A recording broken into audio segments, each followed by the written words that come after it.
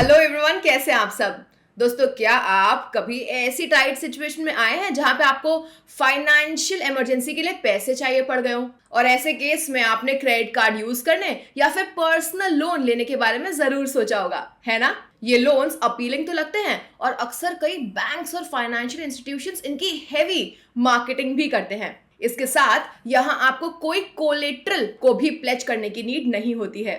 लेकिन इससे पहले कि आप पर्सनल लोन के लिए अप्लाई करें या फिर क्रेडिट कार्ड स्वाइप करने के लिए जंप इन करें, आपको इनके डाउनसाइड्स को भी जरूर कंसिडर करना चाहिए। पहली बात, क्रेडिट कार्ड और personal loan high interest rate charge करते हैं क्योंकि यहां आपको किसी भी कोलेट्रल को प्लेज करने की नीड नहीं होती है। ऐसा इसलिए क्योंकि बैंक्स या फिर लेंडर्स को ज्यादा रिस्क लेना पड़ता है क्योंकि डिफॉल्ट के टाइम पे बैकअप के लिए उनके पास कोई भी कोलेट्रल ही नहीं है। इसका मतलब टाइम के साथ आपको हायर इंटरेस्ट पे आउट करने पड़ते हैं, भले ये आपको रियलाइज हो या फिर ना हो।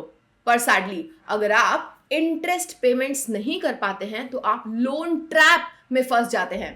दोस्तों, स्क्रीन पे आप कुछ पर्सनल लोन रेट्स देख सकते हैं, लेकिन इतनी जल्दी होप लूज मत करिए। कुछ ऑल्टरनेटिव्स हैं जो लॉन्ग रन में चीपर ऑप्शन हो सकते हैं। क्या आपने कभी फाइनेंशियल इंस्ट्रूमेंट्स द्वारा सिक्योर्ड लोन्स के बारे में सोचा है? ये फाइनेंशियल इंस्ट्रूमेंट्स आपके ही इन्वेस्टमेंट्स हो सकते हैं, जैसे कि आपके पीपीएफ यानी कि पब्लिक प्रोविडेंट फंड के डिपॉजिट्स, आपके बैंक फिक्स डिपॉजिट्स, आपके म्यूचुअल फंड्स या फिर स्टॉक्स। इन लोन्स में इंटरेस्ट रेट पर्सनल लोन या क्रेडिट कार्ड बोरोइंग के कंपैरिजन में कम होता है क्योंकि ये आपके कोलेट्रल के अगेंस्ट बैक्ड होते हैं, जो एक्चुअली आपके इन्वेस्टमेंट की ही वैल्यू होती है।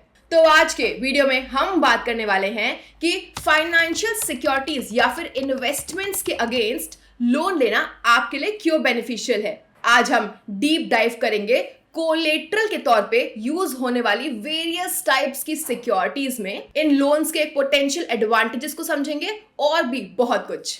तो अगर आप फाइनेंशियल इंस्ट्रूमेंट्स के अगेंस्ट लोन लेने के बेनिफिट्स जानने के लिए उत्सुक हैं, क्यूरियस हैं, तो प्लीज इस वीडियो को देखते रहिएगा। आगे बढ़ने से पहले अगर आपने अब तक हमारे आपके चैनल को सब्सक्राइब नहीं किया है तो प्लीज सब्सक्राइब करिए और वीडियो को लाइक भी कर दीजिए, क्योंकि हम आपके लिए पर्सनल फाइनेंस और इन्वेस्टिंग पे क्वालिटी कंटेंट पोस्ट करते हैं जो आपको आपकी वेल्थ बिल्ड करने में हेल्प करता है। तो आइए वीडियो के टॉपिक पे वापस चलते हैं। ऑलराइट, तो फाइनेंशियल इंस्ट्रूमेंट्स या फिर सिक्योरिटीज के अगेंस्ट लोन लेने का मतलब क्या होता है? दोस्तों, सिक्योरिटीज के अगेंस्ट लोन एक ऐसा लोन है जहां आप अपने इन्वेस्टमेंट जैसे कि PPF, bank FD, shares, mutual funds को लोन अमाउंट के against as a collateral bank या फिर लेंडर के पास रखते हैं। ये लोन अगेंस्ट सिक्योरिटीज आपके बैंक अकाउंट में टिपिकली एक ओवरड्राफ्ट की तरह ऑफर की जाती है। जब आप आपकी सिक्योरिटीज को डिपॉजिट या फिर प्लेज कर देते हैं, तब आप उतने ही लोन अमाउंट के लिए एलिजिबल होते हैं जितने की आपकी ऑफर्ड कोलेटरल सिक्योरिटी की वैल्यू होती है। इसके बाद आप बैंक अकाउंट से मनी विड्रॉ कर सकते हैं और आप उस अमाउंट पर इंटरेस्ट पे करते हैं जिसका आप एक्चुअली यूज करते हैं एंड जिस पीरियड के लिए यूज करते हैं। एग्जाम्पल के लिए समझते हैं, लेट्स सपोज आपने इक्विटी म्यूचुअल फंड के अगेंस्ट बैंक से 2 लाख रुपयों का लोन लिया, पर आपने सिर्फ 50,000 रुपए ही विड्रॉ किए और वो भी 1 महीने के लिए, और 1 महीने में आप उसको वापस अकाउंट में डिपॉजिट कर देते हैं। तो इस केस में आप सिर्फ 1 महीने के लिए 50,000 रुपए पे इंटरेस्ट पे करने के लिए लायबल होंगे। सिक्योरिटीज के अगेंस्ट लोन के इंपॉर्टेंट बेनिफिट्स में से एक है कि आप अभी भी अपने इन्वेस्टमेंट्स के ओनरशिप राइट्स को एंजॉय कर सकते हैं। फॉर एग्जाम्पल, लेट्स सपोज आप शेयर्स के अगेंस्ट लोन लेते हैं और ये शेयर डिविडेंड दे देता है, तो आपको ये डिविडेंड अमाउंट मिल जाएगी। तो इसलिए अगर आपके पास फाइनेंशियल सिक्योरिटीज हैं जिन्हें आप सेल नहीं करना चाहते बट स्टिल आपको लोन की भी नीड है, तो फाइनेंशियल सिक्योरिटीज या इंस्ट्रूमेंट्स के अगेंस्ट लोन आपके लिए परफेक्ट सोल्यूशन हो सकता है। तो आगे बढ़ते हैं और उन फाइनेंशियल सिक्योरिटीज के बारे में बात करते हैं जिन्हें आप लोन के लिए एज अ कोलेट्रल रख सकते हैं। सबसे पहला है पीपीएफ के अगेंस्ट यानी कि पब्लिक प्रोविडेंट फंड के अगेंस्ट लोन लेना। So guys, public provident fund या फिर पीपीएफ को 1968 में मिनिस्ट्री ऑफ फाइनेंस के नेशनल सेविंग इंस्टीट्यूट द्वारा लोगों में पब्लिक के बीच स्मॉल सेविंग्स को प्रमोट करने के लिए इंट्रोड्यूस किया गया था और करेंटली ये one of the most popular tax saving schemes है। पीपीएफ फिक्स्ड इनकम इन्वेस्टमेंट्स के बीच one of the highest interest rates offer करता है। फाइनेंशियल ईयर 2022-23 के क्वार्टर 4 यानी कि जैन टू मार्च के लिए इंटरेस्ट रेट्स 7.1% फिक्स की गई है। क्योंकि पीपीएफ स्कीम इंडियन गवर्नमेंट द्वारा बैक्ड है, ये आपके कैपिटल की सेफ्टी की गारंटी देता है, यानी कि जो प्रिंसिपल अमाउंट आपने इन्वेस्ट किया है उसकी सेफ्टी। साथ ही साथ ये गारंटीड इंटरेस्ट भी ऑफर करता है। पीपीएफ 15 साल के लॉक इन पीरियड के साथ आता है, जो इसे रिटायरमेंट और लॉन्ग टर्म सेविंग्स के लिए एक आइडियल ऑप्शन बनाता है। और सिर्फ इतना ही नहीं, पीपीएफ में की गई डिपॉजिट इनकम टैक्स एक्ट के सेक्शन 80C के under rupees 1.5 lakh per annum के टैक्स डिडक्शन के लिए भी एलिजिबल है। PPF exempt triple E tax regime में फॉल होती है। ट्रिपल ई स्टेटस का मतलब है कि पीपीएफ में 1.5 लाख रुपीस पर एनम तक की इन्वेस्टमेंट अमाउंट, अर्न इंटरेस्ट और विड्रॉल पर मैच्योरिटी अमाउंट, ये सभी के सभी तीनों टैक्स फ्री हैं। पर यहाँ इंपॉर्टेंट बात यह है कि आप अपने पीपीएफ अकाउंट के अगेंस्ट लोन ले सकते हैं। एक पब्लिक प्रोविडेंट फंड या फिर पीपीएफ सिर्फ इन्वेस्टमेंट कम टैक्स सेविंग इंस्ट्रूमेंट ही नहीं है, साथ ही साथ फाइनेंशियल इमरजेंसी के टाइम ये फंड रेजिंग एवेन्यू की तरह भी यूज किया जा सकता है। एक PPF account holder loan avail करने के लिए 3rd फाइनेंशियल ईयर के बाद और 6th फाइनेंशियल ईयर के एंड तक एलिजिबल होता है। फॉर एग्जाम्पल, अगर अकाउंट 2020-2021 में ओपन किया गया था तो लोन 2022-2023 से अवेल किया जा सकता है। ये एक 36 मंथ्स का शॉर्ट टर्म लोन होगा, जिसके बाद आपको इसे रीपे करना होगा। हालांकि पीपीएफ अकाउंट के पूरे अमाउंट के लिए लोन नहीं लिया जा सकता। जिस साल आप लोन के लिए रिक्वेस्ट कर रहे हैं ना, उसके इमीडिएटली 2 प्रीसीडिंग ईयर्स यानी कि 2 प्रायर ईयर्स के एंड में अवेलेबल सम का मैक्सिमम 25% ही एज अ लोन बोरो किया जा सकता है। पीपीएफ अकाउंट से दिए गए लोन की interest rate currently in effect government set interest rate से 1% हायर है। अगर आप उस बैंक में जाते हैं जहां पे आपका पीपीएफ अकाउंट है, वहां आप पीपीएफ अकाउंट के अगेंस्ट लोन के लिए रिक्वेस्ट कर सकते हैं और लोन का इंटरेस्ट रेट 8.1% होगा, क्योंकि करंट इंटरेस्ट रेट 7.1% है। एक बार लोन इंटरेस्ट रेट डिटरमाइन हो जाती है तो ये रीपेमेंट टाइम तक सेम रहती है।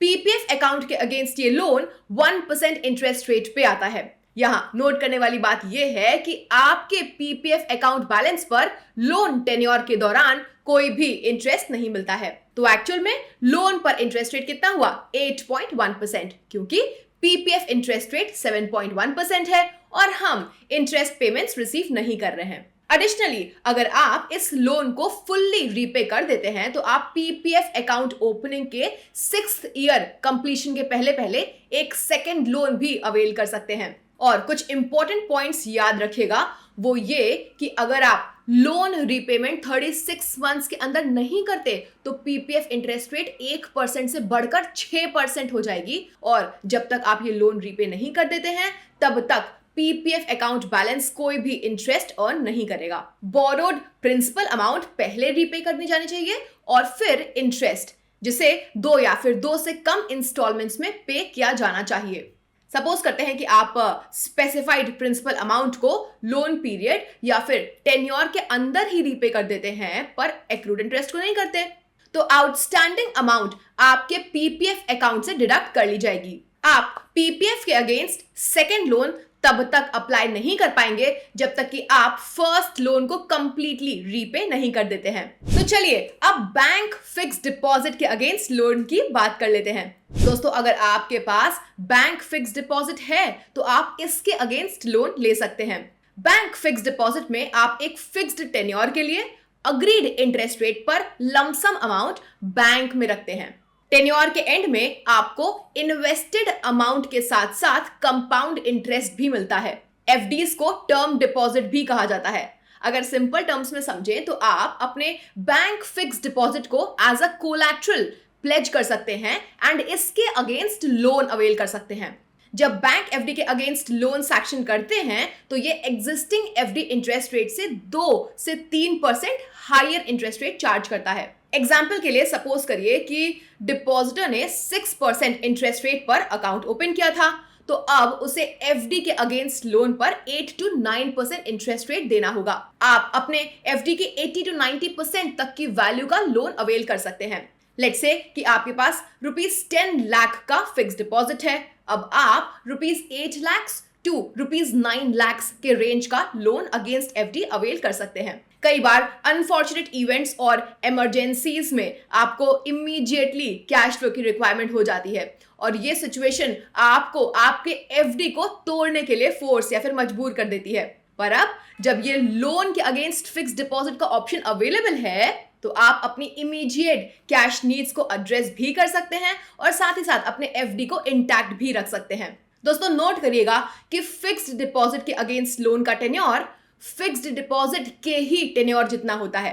लोन का टेन्योर फिक्स्ड डिपॉजिट से कम हो सकता है पर कभी भी एक्सीड नहीं कर सकता। फॉर एग्जाम्पल, अगर फिक्स्ड डिपॉजिट का टेन्योर 5 इयर्स का है, तो लोन या तो 5 इयर्स या फिर उससे कम का ही हो सकता है, उससे ज्यादा का नहीं। तो बैंक एफडी के अगेंस्ट लोन कैसे काम करता है, आइए इसे समझते हैं।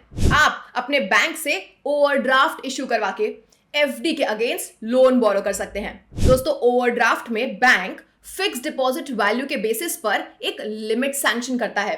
सपोज किसी बोरोवर के पास 10 लाख रुपए की एफडी है, तो बैंक उसे 9 लाख तक के ओवरड्राफ्ट अप्रूव कर सकता है, यानी कि एफडी वैल्यू का 90%। राइट नाउ बोरोवर 9 लाख तक कोई भी अमाउंट विड्रॉ कर सकता है। ओवरड्राफ्ट रीपेमेंट की कोई भी फिक्स ड्यूरेशन नहीं होती है। बोरोवर तब तक इंटरेस्ट पे करता रहेगा जब तक वो मनी होल्ड करता है। एफडी के अगेंस्ट लोन हर दूसरे लोन्स की तरह ही होता है। बोरोवर को मनी एक शॉट में मिलती है और वो उसे इक्वेटेड मंथली इंस्टॉलमेंट्स यानी कि ईएमआईज में रीपे करता है। एडिशनली एफडी के अगेंस्ट लिए गए लोन को अप्लाई करते टाइम बोरोवर के क्रेडिट स्कोर को अकाउंट फॉर नहीं किया जाता है, इसलिए पुअर सिबिल स्कोर वाले या फिर नो सिबिल स्कोर वालों के लिए ये एक डिसेंट ऑल्टरनेटिव हो सकता है। एफडी पर मैक्सिमम कितना लोन अमाउंट लिया जा सकता है, ये आपके द्वारा एफडी में इन्वेस्ट किए गए अमाउंट पर डिपेंड करेगा। इसका मतलब कि अगर आपने एफडी में हायर अमाउंट इन्वेस्ट किया हुआ है, तो आप of course higher loan amount के लिए भी एलिजिबल हो जाएंगे। दोस्तों स्क्रीन पे आप कुछ टॉप बैंक्स द्वारा offered loan against fixed deposit की डिटेल्स देख सकते हैं। हालांकि ध्यान रखिएगा कि अगर आप लोन डिफॉल्ट कर देते हैं, तो आप अपनी फिक्स्ड डिपॉजिट की ओनरशिप लूज कर सकते हैं एंड ये आपके सिबिल स्कोर को भी नेगेटिवली इंपैक्ट कर देता है। तो आइए अब देखते हैं म्यूचुअल फंड के अगेंस्ट लोन कैसे लिया जा सकता है। कई mutual fund investors typically medium to long term financial goals के लिए इन्वेस्ट करते हैं। हालांकि जैसे ही अचानक मनी या फिर फंड्स की नीड होती है, वो अपने म्यूचुअल फंड इन्वेस्टमेंट्स को रिडीम करने का प्लान कर लेते हैं। ये उनके वाइटल फाइनेंशियल गोल्स को अचीव करने में एक बड़ा इंटरप्शन बन जाता है। इसके बजाय आप म्यूचुअल फंड्स के अगेंस्ट लोन लेना कंसिडर कर सकते हैं। यहाँ इन्वेस्टमेंट्स भी बरकरार है, यानी कि इंटैक्ट रहती है, क्योंकि लोन को म्यूचुअल फंड यूनिट्स के अगेंस्ट एक लियन मार्क करके अवेल किया जाता है। कुछ पॉइंट्स नोट करिएगा। Individual investors, NRIs, HUFs, trusts, companies और कोई भी एंटिटी म्यूचुअल फंड इन्वेस्टमेंट के अगेंस्ट लोन ले सकती है। हालांकि माइनर म्यूचुअल फंड के अगेंस्ट लोन के लिए एलिजिबल नहीं होता है। नेक्स्ट, लोन का क्वांटम, लोन की इंटरेस्ट रेट और टेन्योर बैंक या फिर फाइनेंशियल इंस्टीट्यूशन वेरियस फैक्टर्स के बेसिस पर और एप्लीकेंट के क्रेडिट स्कोर के बेसिस पर डिटरमाइन करता है। हायर क्रेडिट स्कोर वाले एप्लीकेंट्स लोअर इंटरेस्ट रेट्स के लिए नेगोशिएट भी कर सकते हैं। अब आपको मैं कुछ पॉइंट्स बताती हूं जो आपको लोन अगेंस्ट म्यूचुअल फंड्स की एक बेटर अंडरस्टैंडिंग प्रोवाइड करेगा। नंबर 1, आप म्यूचुअल फंड होल्डिंग की एक लिमिट तक ही लोन ले सकते हैं। आप अपने म्यूचुअल फंड होल्डिंग के अगेंस्ट में कितना लोन अवेल कर सकते हैं, ये इस बात पे डिपेंड करता है कि आपने किस टाइप की म्यूचुअल फंड स्कीम में इन्वेस्ट किया हुआ है और किस बैंक या फिर किस फाइनेंशियल इंस्टीट्यूशन से आप बोरो कर रहे हैं। फॉर इंस्टेंस, कई प्राइवेट बैंक्स आपको नेट असेट वैल्यू यानी कि एनएवी के 50 to 60% तक का लोन दे सकते हैं इक्विटी म्यूचुअल फंड्स या फिर हाइब्रिड फंड्स के केस में। वहीं up to 80 to 85% debt mutual funds के केस में। यहां total value equals to net asset value of the units यानी कि NAV multiplied by number of units. Next important point, सभी बैंक्स म्यूचुअल फंड्स के अगेंस्ट लोन नहीं देते हैं। जी हां, कई बैंक्स सिर्फ उनके द्वारा सिलेक्टेड कुछ म्यूचुअल फंड स्कीम्स के अगेंस्ट ही मनी लेंड करते हैं। फॉर इंस्टेंस एसबीआई सिर्फ एसबीआई म्यूचुअल फंड की म्यूचुअल फंड स्कीम्स के अगेंस्ट ही लोन देता है। वहीं एचडीएफसी बैंक और आईसीआईसीआई बैंक भी कुछ स्कीम्स के लिए सिलेक्टिव हैं और उन्हीं के अगेंस्ट लोन सैंक्शन करते हैं। एचडीएफसी बैंक और ICICI bank computer age management solutions private limited यानी कि कैम्स के under registered asset management companies that is AMCs के द्वारा मैनेज्ड म्यूचुअल फंड स्कीम्स पर ही लोन देते हैं। नेक्स्ट पॉइंट, आपको मिलने वाली लोन अमाउंट पर एक अपर लिमिट भी होती है। जी हाँ, कई बैंक्स में आपको मिलने वाले लोन की मैक्सिमम और मिनिमम अमाउंट लिमिट होती है। फॉर इंस्टेंस बहुत सारे बड़े प्राइवेट बैंक्स ने इक्विटी म्यूचुअल फंड केस में मिनिमम लोन अमाउंट ₹50,000 तय किया है और maximum loan amount 20 lakh rupees रखा हुआ है। और वहीं डेट म्यूचुअल फंड के केस में up to 1 crore rupees set की हुई है लिमिट। एनबीएफसीज के केस में बोथ मिनिमम और ये मैक्सिमम लिमिट यूजुअली हायर हो जाती है। फोर्थ पॉइंट, आप अपने प्लेज्ड म्यूचुअल फंड्स यूनिट्स पर रिटर्न अर्न करना जारी रख सकते हैं। ये कितनी अच्छी बात है, जब आप अपनी म्यूचुअल फंड यूनिट्स को उनके अगेंस्ट लोन लेने के लिए प्लेज करते हैं ना, तो वो यूनिट्स मार्केट में इन्वेस्टेड रहती है। जी हाँ, ऐसा इसलिए है क्योंकि जब आप किसी बैंक में अपनी म्यूचुअल फंड यूनिट्स को प्लेज करते हैं ना, तो आप बैंक को म्यूचुअल फंड यूनिट्स सेल करने का राइट तभी देते हैं जब आप लोन पे डिफॉल्ट कर जाते हैं। लेकिन जब तक आप डिफॉल्ट नहीं करते हैं तब तक आपका इन्वेस्टमेंट मार्केट से लिंक्ड रहता है और आप उन पर रिटर्न अर्न करते रहते हैं। साथ ही आप म्यूचुअल फंड ओनरशिप बेनिफिट्स को भी एंजॉय करते हैं। फिफ्थ पॉइंट, ऑनलाइन अप्लाई करिए और अपने बैंक अकाउंट की ओवरड्राफ्ट लिमिट सेट करिए। ओवरड्राफ्ट फैसिलिटी का मतलब होता है कि आपके बैंक के साथ आपका एक क्रेडिट अग्रीमेंट जो आपको आपके बैंक अकाउंट में जितना अमाउंट है उससे ज्यादा अमाउंट विड्रॉ करने का अलाउ करता है। इसकी एक प्री अप्रूव्ड लिमिट होती है। एग्जाम्पल के तौर पे समझिए, लेट्स सपोज ओवरड्राफ्ट की लिमिट 3 लाख रुपीस है और आपके पास करेंटली अकाउंट में 50,000 रुपीज ही हैं, तो आप उस अकाउंट से 3.5 लाख रुपए तक विड्रॉ कर सकते हैं। इस ओवरड्राफ्ट फैसिलिटी को अवेल करने के लिए बैंक आपसे इंटरेस्ट चार्ज करता है। कई बैंक आपके म्यूचुअल फंड्स होल्डिंग के अगेंस्ट ऑनलाइन लोन दे रहे हैं। जी हाँ, आपको बस अपनी म्यूचुअल फंड यूनिट्स को ऑनलाइन प्लेज करना है एंड बैंक अकाउंट में एक ओवरड्राफ्ट लिमिट सेट करवानी है। म्यूचुअल फंड्स पर लोन का की बेनिफिट ये है कि आपको क्रेडिट कार्ड या पर्सनल लोन के मुकाबले इसमें कम इंटरेस्ट रेट देना पड़ता है। ऐसा इसलिए है क्योंकि यहाँ म्यूचुअल फंड्स के अगेंस्ट लोन एक कोलेट्रल द्वारा बैक्ड है, सिक्योर्ड है। फॉर इंस्टेंस, आपको म्यूचुअल फंड्स के अगेंस्ट लोन में 8 to 10% पर एनम इंटरेस्ट पे करना होगा। ये बैंक के बेसिस पे और तो और आपकी सिलेक्टेड म्यूचुअल फंड स्कीम्स के बेसिस पर चेंज हो सकता है। अगर आप डेट फंड स्कीम्स की यूनिट्स को प्लेज करते हैं तो इंटरेस्ट रेट्स कम होती है, वहीं इक्विटी फंड यूनिट्स के केस में ये इंटरेस्ट रेट्स थोड़ी हायर साइड पे होती है। तो फ्रेंड्स, अब हम कंक्लूजन पे आ चुके हैं। हम कह सकते हैं कि आपके इन्वेस्टमेंट्स जैसे कि आपका PPF investment, FD, shares, mutual funds के अगेंस्ट लोन लेना काफी बेनिफिशियल ऑप्शन हो सकता है, क्योंकि इसमें अनसिक्योर्ड लोन के कंपैरिजन में टिपिकली एक लोअर इंटरेस्ट रेट लगता है। अगर आपके पास रेडिली अवेलेबल फाइनेंशियल सिक्योरिटीज हैं तो दूसरे टाइप के लोन के कंपैरिजन में इन सिक्योरिटीज के अगेंस्ट लोन लेना रिलेटिवली इजी हो जाता है। इसके अलावा जब आप अपनी फाइनेंशियल सिक्योरिटीज के अगेंस्ट लोन लेते हैं तो आप इन्हें ओन और होल्ड करना जारी रख सकते हैं। इससे आपके इन्वेस्टमेंट्स रिटेन रहते हैं और आप रिटर्न्स अर्न करना भी जारी रखते हैं। मिलते हैं नेक्स्ट वीडियो में, बाय बाय।